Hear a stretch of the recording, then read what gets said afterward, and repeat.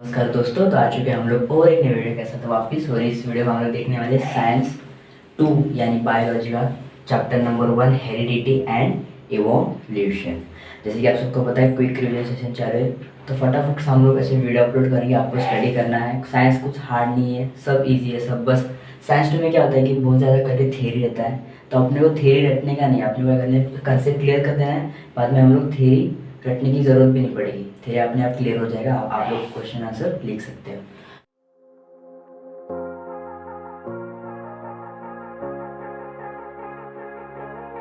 Okay, तो चलो start करते हैं हमारे पहले टॉपिक, जिसका नाम है हेरिडिटी एंड इवोल्यूशन। तो इसमें पहले हम लोग क्लियर कर रहे थे कि हेरिडिटी क्या होता है। Okay, heredity means what. अगर देखो अभी आपने कुत्ते का बच्चा देखा, कुत्ते का बच्चा कुत्ते जैसे ही दिखता है ना, सेम कुत्ता ही दिखता है, या फिर बिल्ली दिखेगा? नहीं ना, कुत्ते का बच्चा कुत्ता ही दिखेगा। क्यों?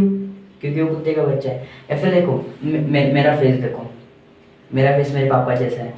ओके, मेरा फेस मेरे पापा जैसे, मेरी आइज़ मेरी माँ जैसी है। ऐसे क्यों?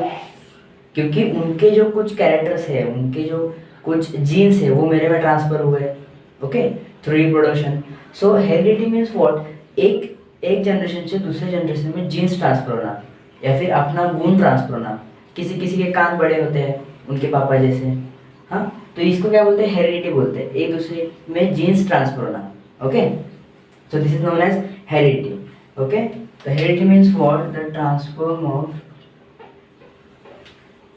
transformation of genes is known as heredity. Okay, it is known as heredity. तो बच्चों एक ध्यान दो, बेसिक कंसेप्ट है, हम लोग पहले बेसिक कंसेप्ट से स्टार्ट करेंगे। यहाँ पे आगे ट्रांसलेशन और ट्रांसलोकेशन दिए है, लेकिन उसके लिए हम लोग को पहले बेसिक कंसेप्ट सीखना पड़ेगा, जो कि 9th में है। ओके, तो एक नॉर्मल बेसिक कंसेप्ट देखो, एवरी एनिमल और every human is made up of cell. आपको पता है सेल का बना है। ओके, तो ये है हमारा सेल। ओके, तो सेल के अंदर क्या होता है? एक न्यूक्लियस होता है, न्यूक्लियस। ओके, और न्यूक्लियस के अंदर क्या होता है? डीएनए। न्यूक्लियस के अंदर क्या होता है? डीएनए होता है। ओके, और उस डीएनए के अंदर क्या होता है? क्रोमोसोम होता है। ये आपने 9th में पढ़ा है। उस डीएनए के अंदर क्या होता है? क्रोमोसोम होता है, कुछ लाइक ऐसा। ऐसे क्या होता है? क्रोमोसोम होता है। ओके, तो क्रोमोसोम में क्या होता है? क्रोमोसोम में आरएनए होते हैं। आरएनए और डीएनए का स्ट्रक्चर होता है क्रोमोसोम। ओके, तो क्रोमोसोम में क्या होता है? DNA is a thread like part, thread जैसे रहता है। अगर देखो आपने कभी धागा देखा होगा, तो ऐसा रील रहता है, उसको एक थ्रेड लाइक पार्ट ऐसे लपेटते हैं हम लोग। ओके, तो पूरा वो क्या बन जाता है? धागा बन जाता है। सो दैट्स लाइक डीएनए को हम लोग ऐसा लपेटेंगे तो हम लोग का क्या बनेगा? क्रोमोसोम बनेगा। क्या बनेगा? क्रोमोसोम। ओके, और एक ध्यान में रखो, क्रोमोसोम कभी अकेला नहीं आता, कभी अकेला नहीं आता। ये कभी आता है तो पेयर के साथ आता है। ओके, अगर ये पेयर के साथ आएगा, सो दैट्स मीन्स डीएनए भी किसके साथ आएगा? पेयर के साथ आएगा। ओके, ये क्रोमोसोम अगर पेयर के साथ है तो डीएनए भी किसके साथ आएगा? पेयर के साथ आएगा। दैट मीन्स व्हाट, अगर ये मेरा क्रोमोसोम 1 है, ये क्रोमोसोम 2 है, अगर यहाँ पे मेरा आइज की फिल्टर वाला है, फिर आइज के कलर वाला जीन है, तो ये क्रोमोसोम में भी यहाँ पे आइज के कलर वाला जीन होगा। यहाँ पे मेरा हाइट वाला जीन है, तो ये क्रोमोसोम में ये साइड में भी हाइट वाला जीन होगा। दैट मीन्स दे पेयर में आते हैं और दोनों में सेम जीन रहते हैं। ओके, तो डीएनए आप सबको पता है डीएनए क्या होता है। डीएनए का स्ट्रक्चर कुछ ऐसे होता है, आपने देखा रहेगा। ये क्या होता है? डीएनए का स्ट्रक्चर होता है, और इसके अंदर क्या होता है? छोटे छोटे से स्ट्रैंड्स होते हैं। बेसिक कंसेप्ट है, थोड़ा 9th का है, थोड़ा ध्यान दो। अगर ये क्लियर हो गया तो आपको ये पूरा चैप्टर यहीं पे क्लियर हो जाएगा। थोड़ा सा थ्योरी है बस। सो इसके अंदर स्ट्रैंड होते हैं, इस स्ट्रैंड को हम लोग क्या बोलते हैं? आरएनए। ओके, इस स्ट्रैंड को हम लोग क्या बोलेंगे? आरएनए। और इस स्ट्रैंड का जो स्ट्रक्चर है इसको क्या बोलेंगे? डीएनए। ओके, तो आरएनए के अंदर एमआरएनए होता है। MRNA means message RNA, message जो मैसेज ट्रांसफर करते हैं, जो क्या करते हैं? मैसेज ट्रांसफर करते हैं, उसको हम लोग क्या बोलते हैं? एमआरएनए। ओके, तो क्लियर हो गया? फटाफट एक बार वापस देख लो, every human is made of cell, cell के अंदर न्यूक्लियस, न्यूक्लियस के अंदर डीएनए। तो डीएनए के अंदर क्या होगा, क्रोमोसोम। क्रोमोसोम क्या है, डीएनए को हम लोग ऐसा थ्रेड लाइक है उसको लपेटेंगे तो क्या बन जाएगा, क्रोमोसोम बन जाएगा। ओके, तो chromosome always comes in pair. अगर क्रोमोसोम पेयर में आएगा तो डीएनए भी किस में आएगा, पेयर में आएगा। तो डीएनए का स्ट्रक्चर कुछ ऐसा है, इसके अंदर छोटे छोटे स्ट्रैंड्स होते हैं, स्ट्रैंड्स को हम लोग बोलते हैं आरएनए। और आरएनए के अंदर भी एक आरएनए होता है, उसको हम लोग बोलते हैं mRNA. MRNA means message RNA, जो मैसेज को ट्रांसफर करता है। ओके, नेक्स्ट पार्ट है ट्रांसक्रिप्शन। अभी तो हमने बेसिक क्लियर किया। ओके, तो बेसिक के ऊपर ही ट्रांसक्रिप्शन है। तो अभी हम लोग ने बेसिक में आरएनए देखा, तो ट्रांसक्रिप्शन में क्या होता है, एक बेसिक कंसेप्ट है, थोड़ा क्लियर कर लो फिर हम लोग देख लेंगे इसका। ट्रांसक्रिप्शन में क्या होता है कि आरएनए, ओके, जो आरएनए वो प्रोटीन सिंथेसाइज करता है। प्रोटीन सिंथेसाइज मींस प्रोटीन को ट्रांसफर करता है। आरएनए क्या करता है, प्रोटीन सिंथेसाइज करता है, प्रोटीन को ट्रांसफर करता है। सो आरएनए में प्रोटीन को ट्रांसफर करते समय यूरेसिल प्रेजेंट होता है। क्या प्रेजेंट होता है, uracil. Uracil instead of thymine. Thymine की जगह पे क्या प्रेजेंट होता है, यूरेसिल। थाइमाइन की जगह पे क्या प्रेजेंट होता है, यूरेसिल। और ये यूरेसिल प्रेजेंट होने का प्रोसेस है, इसको हम लोग क्या बोलते हैं, this process of RNA synthesize. RNA का ये सिंथेसाइज करने का प्रोसेस जो है, इसको हम लोग क्या बोलते हैं, ट्रांसक्रिप्शन। इसको क्या बोलते हैं, ट्रांसक्रिप्शन। इजी, वापस एक बार देख लो।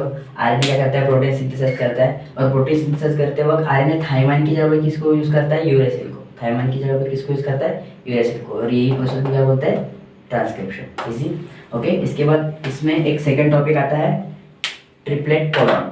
ओके, ध्यान दो, थोड़ा इजी टॉपिक है, ये क्वेश्चन आता है, triplet codon. Triplet codon. Okay, तो लेट्स सी ट्रिपलेट कोडॉन क्या आता है। The code for each amino acid consist of 3 nucleotides. Okay, तो आरएनए सिंथेसाइज कर, प्रोटीन सिंथेसाइज करता है, तो प्रोटीन में क्या होता है, एमिनो एसिड होता है, आपको सबको पता है। ओके, तो एमिनो एसिड को कुछ तो कोड देना पड़ेगा तभी वो ट्रांसफर होगा। ओके, सो जो एमिनो एसिड को कोड जाता है, वो क्या कंसिस्ट करता है, 3 न्यूक्लियोटाइड्स कंसिस्ट करता है। 3 न्यूक्लियोटाइड्स मींस 3 न्यूक्लियस कंसिस्ट करता है। तो 3 न्यूक्लियस कंसिस्ट करता है, 3 means try. Okay, 3 means try, concept देखो, 3 मींस ट्राई। सो ये 3 न्यूक्लियस कंसिस्ट करने वाले कोड को बोलते हैं ट्राइपलेट कोड। इजी, 3 कंसेप्ट क्लियर कर, 3 न्यूक्लियोटाइड्स कंटेंट करने वाले कोड को बोलते हैं ट्राइपलेट कोडॉन। इजी हो गया। ओके, टॉपिक है ट्रांसलोकेशन। पहले हमने देखा ट्रांसक्रिप्शन देखा, अभी देखेंगे ट्रांसलोकेशन। ओके, तो मैंने बताया था आरएनए में 2 टाइप होते हैं। पहला होता है एमआरएनए और दूसरा होता है टीआरएनए। ओके, जो एमआरएनए मीन्स क्या करता है, वो मैसेज ट्रांसफर करता है, और जो टीआरएनए है वो क्या करता है, ट्रांसफॉर्मेशन का काम करता है। मीन्स मैसेज जो है उसको ट्रांसफर करने का काम कौन करता है, एमआरएनए। ओके, अभी यहाँ पे थोड़ा ध्यान दो, टीआरएनए करता है ट्रांसफॉर्मेशन का। तो ध्यान दो, each mRNA consist of millions of triplet codon. Each mRNA, every mRNA, या फिर हर एक एमआरएनए में क्या होता है, एमआरएनए में 1000 ट्रिपलेट कोडॉन होते हैं। 1000 triplet codon. Triplet codon means what, the code which consist of 3 nucleotides. Okay, तो 1000 ट्रिपलेट कोडॉन होते हैं। तो इनको ट्रांसफर करने का काम कौन करता है, टीआरएनए।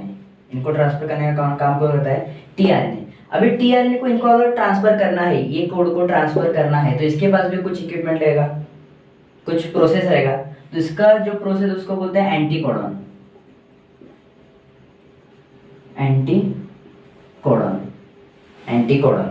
ओके, तो ये क्या है, कॉम्प्लीमेंट्री सीक्वेंस है। कॉम्प्लीमेंट्री सीक्वेंस मीन व्हाट, अगर ये ट्रिपलेट कोडॉन में आएगा तो ये भी ट्रिपलेट कोडॉन लेंगे, लेकिन उसके इनवर्स। ओके, इनवर्स रहेंगे।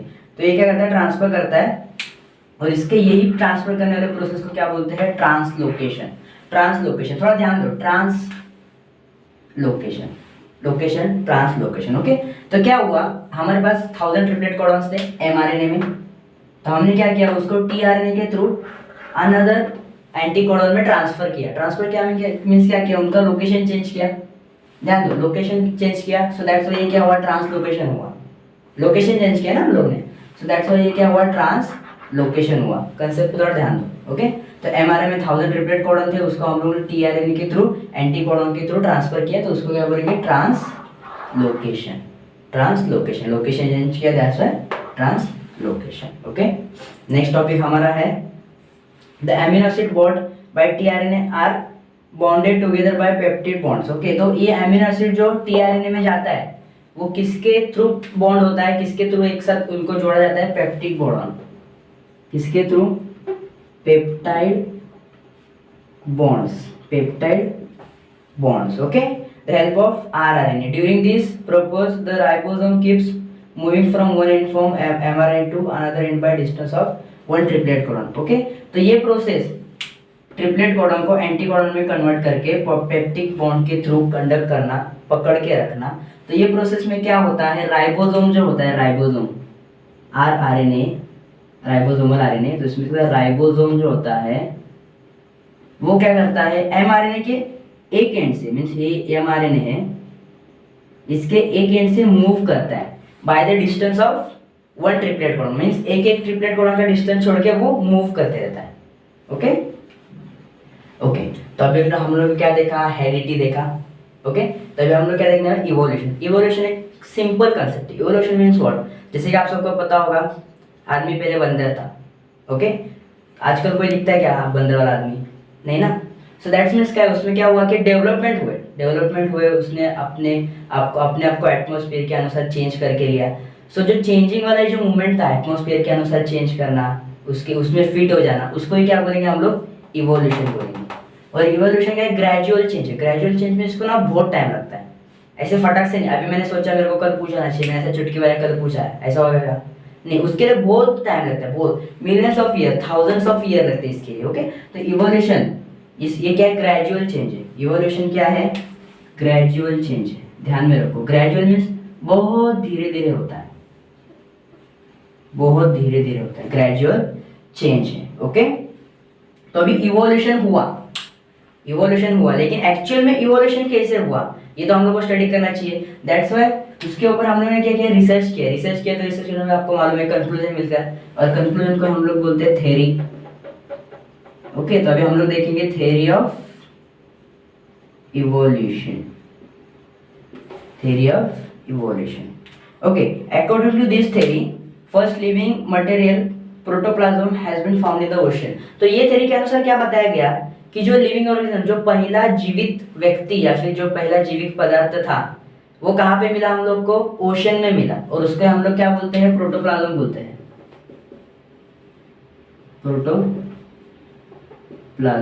थोड़ा ध्यान दो, कंसेप्ट बहुत क्लियर है, बहुत इजी है, बस आपको थोड़ा ध्यान देने की जरूरत है।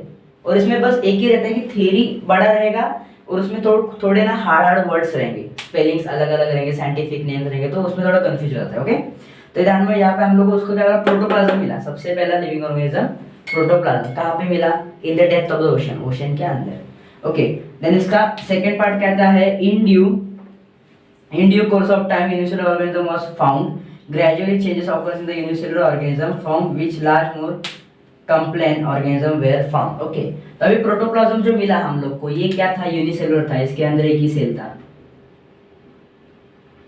ओके, इसके अंदर एक ही सेल था, लेकिन उसके बाद में क्या हुआ, हम लोग को यूनिसेलुलर के और प्रोड्यूसर्स मिलते गए, और एनिमल्स मिलते गए, और उसके बाद उसमें जो ग्रेजुअल चेंज हुआ, अभी हम लोग क्या पढ़ रहे हैं, evolution means obviously gradual change. जो ग्रेजुअल चेंज हुआ यूनिसेलुलर एनिमल्स में, यूनिसेलुलर एनिमल्स में जो ग्रेजुअल चेंज हुआ उससे हम लोग को क्या मिले, मल्टीसेलुलर एनिमल्स मिलना चालू हो गए। समझ रहे हो, ग्रेजुअल चेंज हुआ उसमें हम लोग को मल्टीसेलुलर एनिमल्स मिलना चालू हो गए। सेकेंड स्टेप में क्या हुआ, यहाँ पे ग्रेजुअल चेंज हुआ और उसमें हम लोग क्या मिले, यूनिसेलुलर से मल्टीसेलुलर मिलना चालू हो गए। Third part, all these changes were slow, gradual duration of all these changes most 300 crore years। Okay, अभी देखो मैंने पहले ही बताया इवोल्यूशन क्या है, ग्रेजुअल चेंज है। ग्रेजुअल चेंज मींस बहुत टाइम लगता है, बहुत। तो अभी यूनिसेलुलर से मल्टीसेलुलर आने तक उसको कितने साल लगे, 300 करोड़ ईयर्स।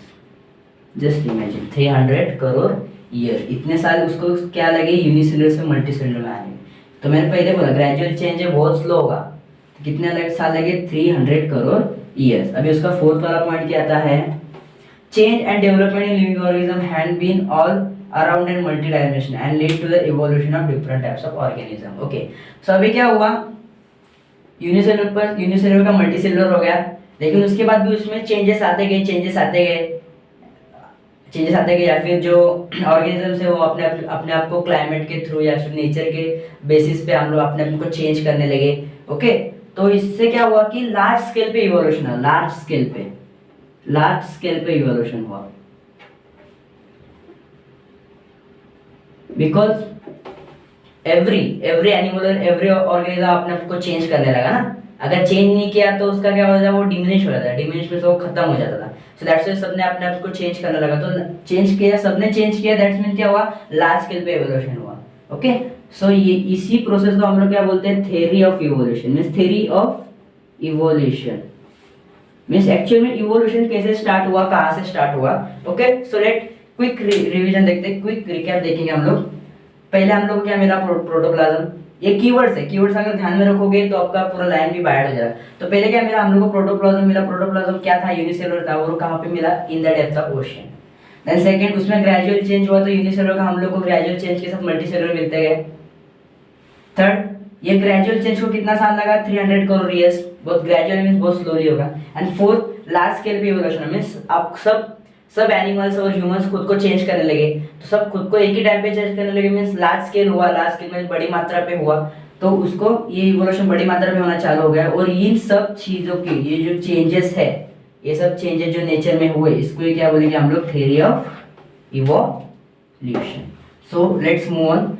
तो अभी मैं कब से बोलते जा रहा हूँ कि इवोल्यूशन हुआ, लेकिन इवोल्यूशन हुआ इसका हम लोग के पास कुछ तो प्रूफ चाहिए, बेसिस चाहिए, कुछ तो एविडेंस चाहिए। तो अभी हम लोग देखेंगे एविडेंस मींस व्हाट, कि एक्चुअल में हुआ क्या, हुआ तो कैसे हुआ, कौन से बेसिस पे हुआ। So let's see evidence. पहला एविडेंस हम लोग का आता है मॉर्फोलॉजिकल एविडेंस मींस व्हाट, जो अभी देखो ह्यूमन पहले बंदर था, आदमी पहले बंदर था, उसका कन्वर्जन बाद में उसका कन्वर्जन किस में हुआ, ह्यूमन में हुआ। आदमी को पहले पूंछ थी, तो उसका पूंछ का यूज करना छोड़ दिया, सो दैट्स व्हाई पूंछ क्या हो गई, 2-2,500 साल के बाद निकल गई। लेकिन आज भी अगर हम लोग देखेंगे तो ह्यूमन बॉडी के अंदर कोकेक्स प्रेजेंट है। Coccyx means what, coccyx means monkey bone, जो हम लोग का टेल था, ह्यूमन का जो टेल था उसको हम लोग क्या बोलते हैं, मंकी बोन। और भी देखोगे तो उसमें बाद है विडसम टीथ मींस बहुत जो यहाँ पे होता है, इसका तो हम लोग कभी यूज करते हैं ही नहीं। खाना चबाना तो हम लोग ये वाले टीथ से चबा सकते हैं, लेकिन ये पीछे वाले टीथ का हम लोग कभी यूज करते हैं क्या, नहीं। फिर भी ये है, दैट मीन्स हम लोग पहले इसका यूज करते रहेंगे, लेकिन अभी यूज करते हैं क्या, नहीं। सो ये मॉर्फोलॉजिकल में क्या होता है कि कुछ ऐसे पार्ट्स, बॉडी पार्ट्स जिसका हम लोग ने यूज करना छोड़ दिया, उसके बाद वो डिमिनिश भी हो गए, लेकिन उसके कुछ छोटे अवशेष अभी भी हमारे बॉडी में प्रेजेंट है, जैसे मंकी टेल। ओके, सो मॉर्फोलॉजिकल को एक कंसेप्ट क्लियर कर लो। मॉर्फोलॉजिकल मींस व्हाट, कि ऐसा बॉडी पार्ट जिसका हम लोगों ने यूज करना छोड़ दिया, लेकिन उसके कुछ अवशेष अभी भी हमारे बॉडी में प्रेजेंट है। Okay, so let's see various similarities like structure of mouth, position of eyes, position of nostrils and distributed hairs on the body seen animals, whereas similarities in characters like leaf shape, leaf variation occurs in the case of planets. That indicates thus they have similar group and hence prove their origin result will be same. Okay, अभी देखो हम human है, हमारे hands पे देखो, legs पे देखो, ऐसे छोटे छोटे बाल हैं। ओके, और ये बाल हम लोग देखेंगे तो डॉग के भी शरीर पे बाल है, हाथी के भी शरीर पे बाल है, टाइगर के भी शरीर पे बाल है। सो दैट्स मीन्स ये क्या इंडिकेट करता है कि ऐसा हो सकता है ना कि हम लोग का ओरिजिन एक ही हो, हम लोग का जन्म या फिर हम लोग जहाँ से स्टार्ट हुआ बेसिस ओरिजिन था हम लोग का, टाइगर का, कुत्ते का और ह्यूमन का एक ही हो। एक ही होने का एविडेंस क्या है, उसके भी शरीर पे बाल है, हम लोग के शरीर पे भी बाल है, तो ये क्या हुआ है कि एविडेंस हुआ। बाद में हम लोग ने कोकेक्स का बोला, कोकेक्स में मंकी टेल। ओके, तो ऐसा भी हो सकता है कि मंकी का और हम लोग का ओरिजिन एक ही हो, है ना। सो उसको हम लोग क्या बोलेंगे, ओकेक्स विडसम टीथ का होगा। ओके, तो ये क्या हुआ मॉर्फोलॉजिकल। और जो सिमिलरिटीज होते हैं like position of eyes, position of nostrils और माउथ्स, इनका जो सिमिलरिटी है वो क्या दिखाता है कि मे बी ये सिमिलरिटीज होने वाले एनिमल्स का ओरिजिन एक ही हो सकता है या फिर एक ही होगा। ओके, नेक्स्ट हम लोग बढ़ते सेकेंड वन। सेकेंड वन हम लोग का है एनाटॉमिकल। सेकेंड वन क्या है? एनाटॉमिकल। ओके, तो अभी हम लोगों ने कहाँ पे देखा था? ये माउथ के ऊपर देखा, माउथ या फिर जो पोजीशन है, position of I, position of nostrils, इसके ऊपर देखा। लेकिन एनाटॉमिकल हम लोग किसके ऊपर देखने वाले? बोन्स के ऊपर। एनाटॉमिकल किसके ऊपर देखने वाले? बोन्स के ऊपर। आपने अगर कभी बैट देखा होगा, बैट, ओके, जिसकी वजह से कोविड फैल रहा है अभी, वही बैट अगर कभी देखा होगा तो उसके अगर पंख देखोगे तो पंख के अंदर छोटे छोटे फिंगर्स रहते हैं, बोन्स रहते हैं, फिंगर टाइप्स। ओके, और ह्यूमन का अगर हैंड का स्ट्रक्चर देखो, ये मेरा हैंड है, इसका स्ट्रक्चर देखो, इसके अंदर क्या हुआ? यहाँ तक सिंगल बोन है, बाद में बोन स्प्रेड आउट हुए। सेम अगर डॉग का देखोगे, डॉग का भी लेग का ऐसे रहता है, स्प्रेड आउट हुए। मीन्स ये क्या दिखा रहा है कि हम लोग का बोन का स्ट्रक्चर एक जैसा है। हम लोग डॉग या फिर बैट हुआ, हम लोग के बोन का स्ट्रक्चर एक जैसा है। दैट मीन्स व्हाट, कि ऐसा हो सकता है हम लोग का ओरिजिन एक है। ये एविडेंस मिला, ऐसे हुआ कि हम लोग का ओरिजिन एक ही था, लेकिन बाद में हम लोग ने क्या किया? खुद को क्लाइमेट के थ्रू चेंज करना चालू किया। जो ज़्यादा एक्टिव थे वो ह्यूमन बन गए, जो कम एक्टिव थे वो एनिमल्स बन गए, ऐसे हुआ। तो इसका एविडेंस क्या है? कि हम लोग का ये बोन स्ट्रक्चर सेम है। तो इसको हम लोग क्या बोलेंगे? Anatomical evidence.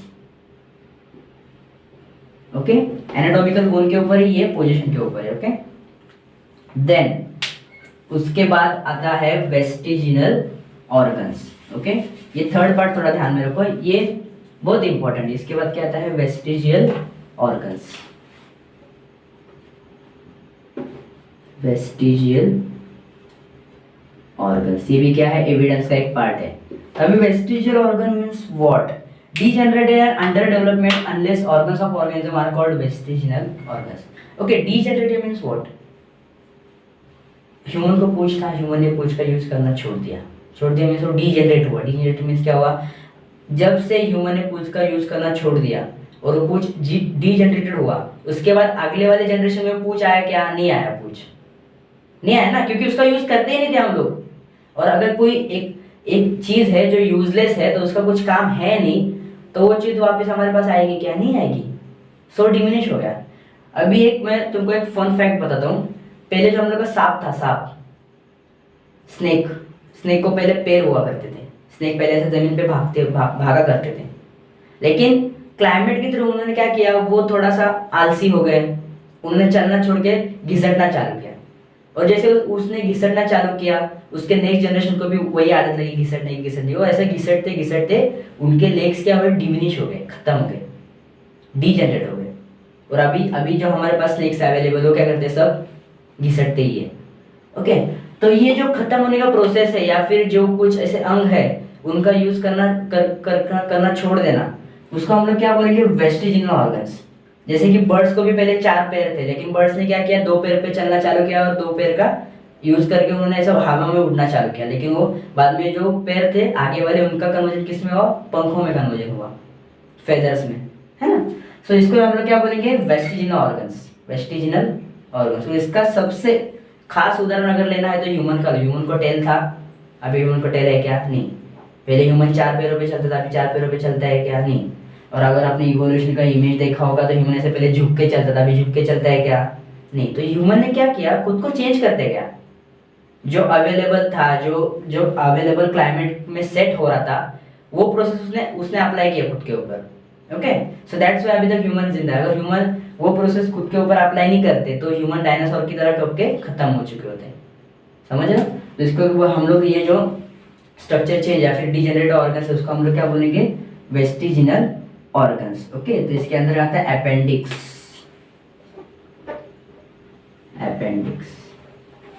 ओके, तो नेक्स्ट है हम लोग का कनेक्टिंग लिंक्स। कनेक्टिंग लिंक्स में क्या होता है कि सम एनिमल्स क्या करते हैं? मॉर्फोलॉजिकल कैरेक्टर दिखाते हैं। दो ग्रुप के अलग अलग 2 ग्रुप वाले एनिमल्स सेम मॉर्फोलॉजिकल कैरेक्टर दिखाते हैं। Same means same morphological means ये ग्रुप में जो कैरेक्टर है उसमें जो मॉर्फोलॉजिकल एविडेंस है वो ये ग्रुप वाले मॉर्फोलॉजिकल एविडेंस से मैच होता है, सेम होता है।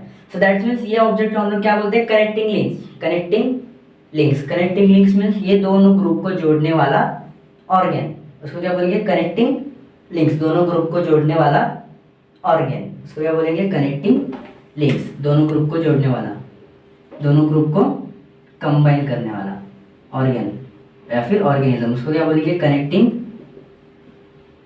Links. Okay, that is connecting links, बहुत इजी था। उसके आगे हम लोग का आता है embryological evidence. Embryological evidence, okay. तो एम्ब्रोलॉजिकल एविडेंस, अभी एम्ब्रोयो मींस व्हाट, स्टार्टिंग फेज, जब ह्यूमन बॉडी या फिर चाइल्ड का जो स्टार्टिंग फेज रहता है, जो एम्ब्रोयनिक में होता है, माँ के गोद में होता है, तभी का उसका फेज क्या रहता है, फेज एम्ब्रोयो वाला फेज रहता है, एम्ब्रोयो वाला फेज हो।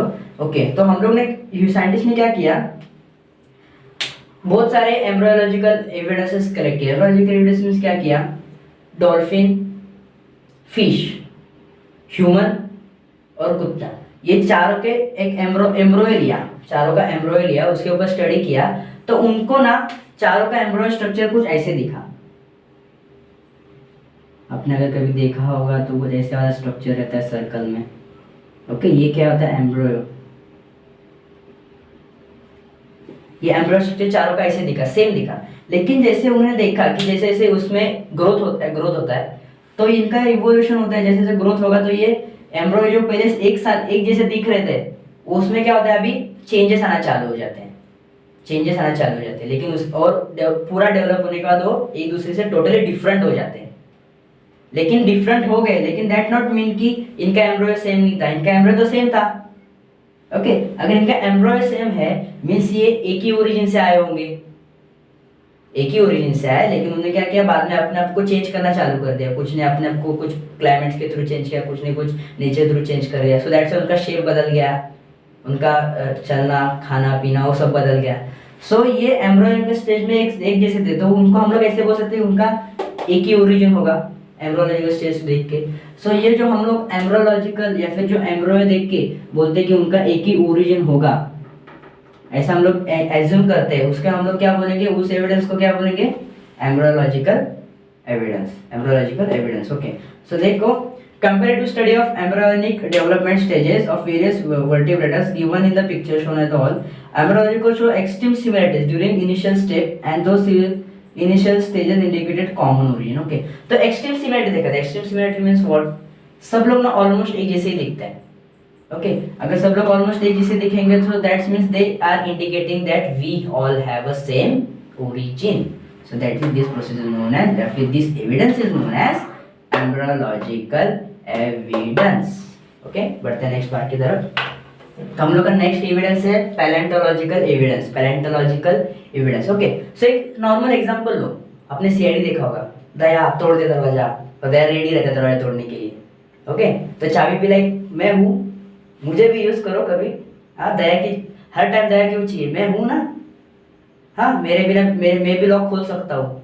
हाँ, सो जोक्स अपार्ट, ओके, दिस हम लोगों ने कभी तो सीआईडी देखा होगा। और सीआईडी में क्या होता है कि अगर कोई डेड बॉडी मिलती है तो साइंटिस्ट सर्च करता है उसके ऊपर, उसको देखता है, और उसके बाद उसका क्या आता है, रिपोर्ट आता है। वो रिपोर्ट में वो बताते हैं कि ये डेड बॉडी ये टाइम पे इसका डेथ हुआ है, 12:03 पे डेथ हुआ है, इसको डेथ हुए 2 दिन हो गए, इसको डेथ हुआ उसके लिए 3 दिन हो गए, 4 दिन हो गए। तो ये लोग ऐसे बताते कैसे, ये लोग ऐसा एज्यूम्शन तो नहीं करते, ऐसा कुछ भी मन में आया फेंक दो, चलो 4 दिन हो गए, ऐसा होता है क्या, नहीं। ये लोग क्या करते हैं, एक प्रोसेस है जिसको हम लोग बोलते हैं कार्बन डिकेइंग प्रोसेस। ओके, तो ये प्रोसेस एक्चुअल में होता क्या है कि जब एनिमल या फिर प्लांट की डेथ हो जाती है, डेथ, ओके, तब उसमें क्या होता है कि कार्बन के 2 आइसोटॉप्स रहते हैं। पहला होता है C12 और दूसरा आता है C14। इजी पार्ट है, थोड़ा ध्यान में रखो, C12 और C14। ओके, तो C12 का आता है नॉन रेडियो एक्टिव होता है, non radio active. Radio active means इसका जो प्रोपोर्शन रहेगा, रेशियो रहेगा, वो ऑलवेज सेम ही रहेगा, वो ह्यूमन जिंदा हो या मर गया हो कुछ फर्क नहीं पड़ता। लेकिन C14 क्या होता है, रेडियो एक्टिव रहता है। रेडियो एक्टिव रहता है मींस क्या होता है, जब से ह्यूमन मर जाता है ना, जिस दिन या फिर जिस टाइम से ह्यूमन का डेड बॉडी मिलता है, फिर कोई डेथ हो जाता है एनिमल का, तब ये C14 का जो कार्बन का C14 आइसोटॉप से ये क्या होता है, इसमें डिक्रीज होना चालू हो जाता है। ये कहता है रिएक्ट करना चाहता है, रिएक्ट करना चालू कर देता है। ओके, और जैसे जैसे टाइम पास होगा, तो जैसे जैसे टाइम पास होते जाएगा जब उस डेड बॉडी को, तो ये C14 का रिएक्शन बढ़ते जाएगा। रिएक्शन बढ़ेगा मींस इसका वैल्यू क्या होगा, कम होता जाएगा। और इसका जो कम होता होगा वैल्यू, तो अभी हम लोग अभी जो भी बोलते हैं कि ये डेड बॉडी को ऐसे इतना साल हुआ या फिर उतना दिन हुआ, ये हुआ, ये टाइम पे हुआ, तो उसका रेशियो कैसे निकालेंगे, C12 और ना C14 का नॉर्मल रेशो, जब ह्यूमन जिंदा होता है वो रेशो, उसको किससे कंपेयर करते हैं, C12 और C14 के प्रेजेंट रेशो। प्रेजेंट मीन जब हम लोग को डेड बॉडी मिलती है उस रेशो से कंपेयर करेंगे तो रेशो कम आएगा ज़्यादा आएगा, तो रेशो के डिफरेंस में से हम लोग क्या निकाल सकते हैं, टाइमिंग, डेथ कब हुई है, डेथ होके कितने दिन हुए हैं, लाइक ये हम लोग कर सकते हैं। ओके, तो ये जो प्रोसेस है C14 के रेडियो एक्टिव C14 के रिएक्ट होने का जो प्रोसेस है, ओके, ये रिएक्ट होने का प्रोसेस है, उसके बाद हम लोग उसकी डेथ बॉडी का टाइम निकालने का प्रोसेस, ये सब प्रोसेस को मिलके हम लोग क्या बोलते हैं, carbon dating, carbon dating method. Okay, और ये ना थोड़ा आईएमपी टाइप क्वेश्चन, ये क्वेश्चन आएगा पेपर में आता है बोर्ड में। Okay, carbon dating method. Okay, बढ़ते हैं नेक्स्ट टॉपिक की तरफ। ओके, तो हम लोग का नेक्स्ट पार्ट है Darwin's theory of evolution. Okay, अभी तो हम लोग ने नॉर्मल थ्योरी देखा था, लेकिन उसके बाद एक साइंटिस्ट आया जिसका नाम था डार्विन। उसने क्या किया, इवोल्यूशन की थ्योरी पे, पूरा थ्योरी पे कंसेप्ट निकाला। ओके, तो जरा ध्यान दो, इसका कंसेप्ट क्या था, इसका कंसेप्ट ये था कि all organism compete each other, all organism compete with each other in a life threatening manner. Okay, so all organism क्या करते हैं, जिंदा रहने के मैनर के लिए या फिर जिंदा रहने के लिए एक दूसरे से compete करते हैं, कंपटीशन करते हैं, एक दूसरे से क्या करते हैं, कंपटीशन करते हैं। और इस कंपटीशन में कौन जीतता है, इस कंपटीशन में वही एनिमल जीतता है या फिर वही ऑर्गेनिज्म जीत जाता है जो खुद को चेंज करता है, क्लाइमेट के थ्रू खुद को क्या करता है, चेंज करता है। अगर डायनासोर ने खुद को चेंज किया होता तो अभी भी डायनासोर प्रेजेंट होते, लेकिन डायनासोर ने क्या किया, खुद को चेंज नहीं किया, दैट्स व्हाई डायनासोर क्या हो गए, पूरे के पूरे पेरिश, पूरे के पूरे खत्म। ओके, जो आदमी या फिर जो ऑर्गेनिज्म खुद को चेंज करेगा क्लाइमेट के थ्रू रहेगा, वही जिंदा रह सकता है। ओके, तो ये क्या था, इसका थ्योरी ऑफ इवोल्यूशन था, इसका theory of evolution just normal theory evolution. तो इसने, ये फर्स्ट पॉइंट था इसका। इसका सेकंड पॉइंट क्या था कि इसने क्या बोला, इसने बोला कि अगर एक ऑर्गेनिज्म है, उसने क्या खुद को चेंज किया, उसने खुद में चेंज किया, उसने वो कंपटीशन जीत लिया, वो वाली सिचुएशन में सर्वाइव कर गया, लेकिन उसके बाद वो क्या करेगा, उसने जो चेंज किया है वो चेंज उसके नेक्स्ट जनरेशन को देगा, मीन्स उसकी जो नेक्स्ट जनरेशन होगी वो सेम टू सेम अभी चेंज हुए ऑर्गेनिज्म जैसी होगी या फिर पहले ऑर्गेनिज्म जैसी होगी। अभी जो चेंज हुआ है ऑर्गेनिज्म उसके जैसी होगी ना, सो वो चेंज आगे देगा, वो जनरेशन उसके आगे जनरेशन को देगी, वापस तो कुछ चेंज हो जाएगा, वापस वो आगे देगी। तो इसका मतलब क्या होगा, चेंजेस होते जाएंगे और इवोल्यूशन बढ़ता जाएगा। जैसे ह्यूमन का हुआ, पहले पूछ था, पूछ का हमने यूज करना छोड़ दिया, लेकिन एक जनरेशन आया, उसने पूछ का छोड़ दिया, लेकिन अगले जनरेशन को पूछ दिया ही नहीं, पूछ डिमिनिश हो गया, लेकिन उसके बाद अगले जनरेशन को पूछ नहीं मिला, उसके बाद पूछ नहीं, अभी देखो हम लोग को पूछ है क्या, नहीं। ओके, तो ये क्या हुआ, थ्योरी ऑफ इवोल्यूशन। तो इसने ये डार्विन से थ्योरी निकाला, लेकिन अगर आपको पता है थ्योरी निकलेगा तो एक्सपेक्शन भी निकलेगा, जहाँ पे अच्छा होगा वहाँ पे बुराई भी हो सकती है। तो इसके क्या होते हैं, एक्सपेक्शन या फिर ऑब्जेक्शंस देखते हैं हम लोग। इसका पहला ऑब्जेक्शन क्या था, natural selection is not only factor responsible for evolution. Okay, तो इसका पहला लिमिटेशन है, फिर पहला ऑब्जेक्शन क्या था कि नेचर का सिलेक्शन मीन्स नेचर एक ही ऐसा नहीं है जो इवोल्यूशन करने पे या ऑर्गेनिज्म को इवोल्यूशन करने के लिए भाग पाड़ता है। नेचर एक ही ऐसी चीज नहीं है जो इवोल्यूशन करने के लिए आदमी या फिर ऑर्गेनिज्म को ये मोटिवेट करती है या फिर ऑर्गेनिज्म को इवोल्यूशन करना कंपलसरी करने के लिए नेचर एक ही चीज नहीं है, ऐसे बहुत सारे फैक्टर्स हैं। लेकिन डार्विन ने क्या बोला था कि ओनली नेचर से होता है, लेकिन नेचर नहीं है, ऐसे बहुत सारे फैक्टर्स है। Okay, not only nature, not only nature, there are so many factors. Okay, then second part क्या आता है इसका सेकंड आता है objection, Darwin did not explain the on mention any explanation about useful and useless modification. Okay, Darwin ने ये तो बोला, डार्विन ने ये बोला कि मॉडिफिकेशन हो गया, लेकिन उसमें से कौन सा यूजफुल मॉडिफिकेशन हो गया या फिर कौन सा हार्मफुल या फिर कौन सा useless, okay sorry harmful useless modification हो गया, ये डार्विन ने बताया नहीं, डार्विन ने ये इसके ऊपर कुछ एक्सप्लेनेशन दिया नहीं। और तो ये इसका सेकंड ऑब्जेक्शन हुआ। थर्ड ऑब्जेक्शन क्या है इसका, there is no expression about show changes and abrupt changes. Okay, तो उसने क्या किया, जो अच्छे चेंजेस थे उसके ऊपर भी एक्सप्लेनेशन नहीं दिया और जो बुरे चेंजेस थे उसके ऊपर भी एक्सप्लेनेशन नहीं दिया। एब्रप्ट मीन्स बुरे, इंस्टेंट होने वाले चेंजेस, उसके ऊपर भी उसने एक्सप्लेनेशन नहीं दिया। ओके, तो उसके बाद क्या आता है, एक छोटा सा नॉर्मल टॉपिक है, एक छोटा सा और easy, Lamarckism. Lamarckism means what? अभी देखो चेंजेस हुआ, सबने अपने आप को खुद को जैसे क्लाइमेट्स में रहते हैं उसके जैसा सबने अपना अपना ढलना चालू किया। लाइक जिराफ है, जिराफ की गर्दन बहुत लंबी होती है, क्योंकि वो क्या करता है, बड़े बड़े हाइटेड पेड़ जो होते हैं उसके ऊपर का फल या फिर जो भी लीव्स होते हैं वो खाता है। सो दैट्स उसने क्या किया, उसने खुद को ऐसे इवोल्यूट किया कि उसकी गर्दन बड़ी हो गई, उसको खाने के लिए खुद को ऐसे इवोल्यूट किया कि उसकी गर्दन बड़ी होगी। ओके, तो अभी हम लोग देखे जिराफ की गर्दन अभी बड़ी हो गई, लेकिन जिराफ का जो ओरिजिन था उसकी गर्दन बड़ी होगी क्या? नहीं। तो उसने क्या किया होगा, गर्दन को स्ट्रेच किया होगा, स्ट्रेच करते करते थोड़ी बड़ी थोड़ी बड़ी थोड़ी, तो नेक्स्ट जनरेशन को थोड़ी बड़ी हुई गर्दन मिली, उसके नेक्स्ट जनरेशन को थोड़ी बड़ी हो, तो ऐसे करते करते जिराफ की गर्दन बहुत बढ़ गई। अभी वो क्या करता है, हाई हाई पेड़ के ऊपर जो भी लीव्स होते हैं वो खा सकता है। ओके, देन ह्यूमन का देखो, ह्यूमन को पहले पूछ था, एक कॉमन एग्जांपल है हेरिडिटी का और इवोल्यूशन का, एक ही कॉमन एग्जांपल है ह्यूमन। नॉर्मली ले लो, ह्यूमन को पूछ था, अभी पूछ है क्या नहीं, हम लोग ने पूछ हिलाना बंद कर दिया और पूछ डिमिनिश हो गया। स्नेक का मैंने बोला था, स्नेक को पहले लेग्स थे, तो स्नेक ने क्या किया, लेग्स डिमिनिश कर दिए। ओके, तो सबने अपने आप को ऐसे क्लाइमेट में या फिर ऐसे ढंग में ढल लिया कि वो जिंदा रहने के लिए, सरवाइव करने के लिए एबल हो गए। अगर ह्यूमन खुद को चेंज नहीं करता तो आज भी ह्यूमन बंदर होता, आज भी ह्यूमन नाम का कोई आदमी दिखता क्या? नहीं, ह्यूमन आज भी बंदर ही होता।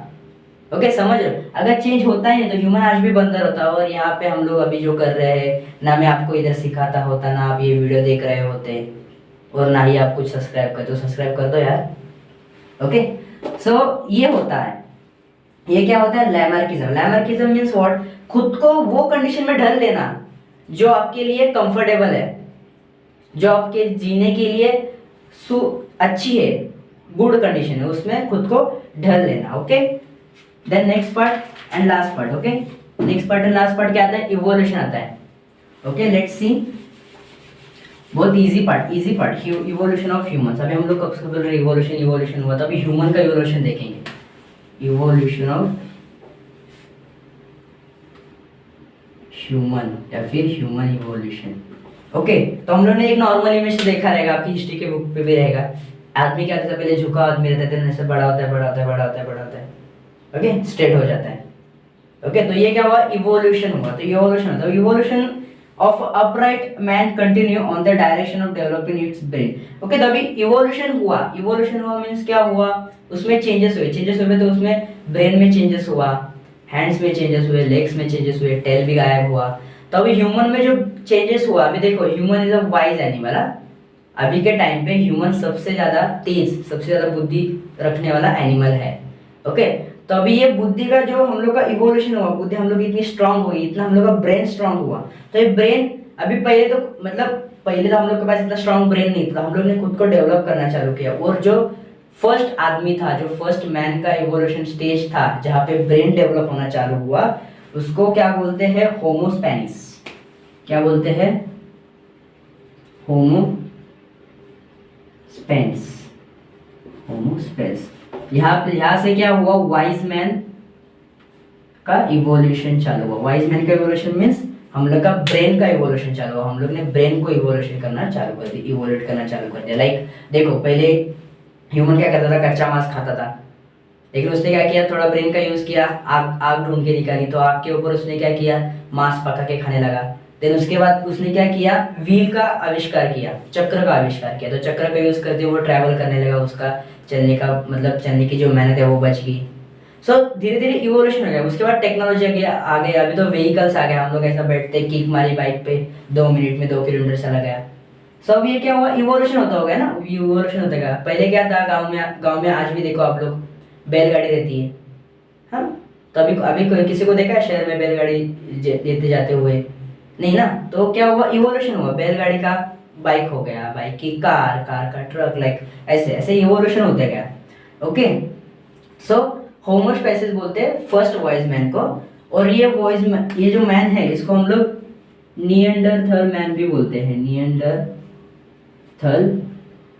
मैन। देखो नेम थोड़े ट्रिकी है, इसके ऊपर कुछ क्वेश्चन तो आता है नहीं, इवोल्यूशन के ऊपर कुछ, इवोल्यूशन ऑफ ह्यूमंस पे कुछ क्वेश्चन नहीं आता, लेकिन जैसे एक कंसेप्ट है तो थोड़ा क्लियर करके लो main points. Okay, consider the first example of wise man. तो निएंडरथल मैन को हम लोग क्या बोलते हैं? First example of wise man. Neanderthal man को हम लोग क्या बोलते हैं? First example of wise man. Okay, then उसके बाद कौन आया? क्रो-मैग्नन। उसके बाद कौन आया? क्रो-मैग्नन। निएंडरथल के बाद क्या आया? क्रो-मैग्नन आया, और फिर डेवलपमेंट होते गया, डेवलपमेंट होते गया, और ह्यूमन का भी इवोल्यूशन हो गया, और आज हम लोग इतना डेवलप हो गए, इतना टेक्नोलॉजी आ गया है कि मैं आपको ऑनलाइन सिखा रहा हूँ और आप घर बैठे बैठे ये सब देख रहे हैं।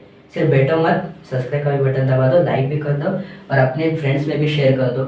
ओके, देन अभी हम लोग का यहाँ पे टॉपिक ओवर हो गया, तो एक क्विक रिकैप लेते हैं हम लोगों ने क्या सीखा। ओके, तो everybody is made up of cells. Everybody में सेल रहता है, उसके अंदर क्या रहेगा? न्यूक्लियस। न्यूक्लियस में रहेगा डीएनए। डीएनए में क्या रहेगा? क्रोमोसोम। क्रोमोसोम के अंदर RNA. RNA means message RNA, transfer RNA. Okay, message RNA क्या करता है? मैसेज आरएनए मैसेज ट्रांसफर करता है, उसको क्या बोलेंगे हम? ट्रांसफॉर्मेशन। देन सेकंड आता है tRNA. TRNA transfer, message RNA tRNA के थ्रू ट्रांसफर करता है, उसको बोलेंगे हम लोग बोलेंगे ट्रांसक्रिप्शन। और थर्ड क्या आता है? उनका पोजीशन चेंज होता है, एंटीकोडन बन जाता है, उसको हम लोग बोलेंगे ट्रांसलोकेशन। ओके, ये था हम लोग का फर्स्ट वाला कंसेप्ट। देन हम लोग ने क्या देखा? डार्विन्स का थ्योरी देखा। डार्विन्स ने क्या बोला कि एवरी एनिमल एक दूसरे से फाइट करते हैं, एक दूसरे से कम्पीट करते हैं, एक दूसरे से कॉम्पिटिशन करते हैं जीतने के लिए या फिर जिंदा रहने के लिए, और इस फाइट के दौरान जो भी खुद को चेंज करेगा वही जिंदा रह जाता है, बाकी सब खत्म हो जाते हैं। ओके, देन उसके बाद हम लोग ने देखा लैमार्किज्म। Lamarckism means what? सब ने अपने आप को ऐसे ऐसे ढंग में ढल लिया है कि खुद को कंफर्टेबिलिटी या फिर कंफर्टेबल हो जाए खाने के लिए या फिर जिंदा रहने के लिए कंफर्टेबल हो जाए। देन उसके बाद हम लोग देखा human evolution. First voice man जिस स्पेसीज थी उसको हम लोग बोलते हैं होमो स्पेस, वो फर्स्ट वॉइस मैन जिसका नाम था Neanderthal man. Okay, that's it. अभी आप लोग को थोड़ा नीचे देखो, वीडियो का सब्सक्राइब बटन दिख रहा होगा, उसके ऊपर इवोल्यूशन करो या फिर डार्विन का थ्योरी पढ़ो उसके ऊपर, लेकिन मुझको पता नहीं, क्लिक होना चाहिए। और ये जो वीडियो है आपका अगर आपको अच्छी लगी तो लाइक भी कर दो और अपने दोस्तों में शेयर कर दो, ताकि दोस्त भी आपका इंपॉर्टेंट पॉइंट्स पता चले दोस्तों को, और वो भी बोर्ड्स में पास होने के काबिल बन जाए। Okay, that's it. मैं मिलता हूँ आपको किसी और एक नई वीडियो के साथ, तब तक के लिए bye bye, take care and be safe.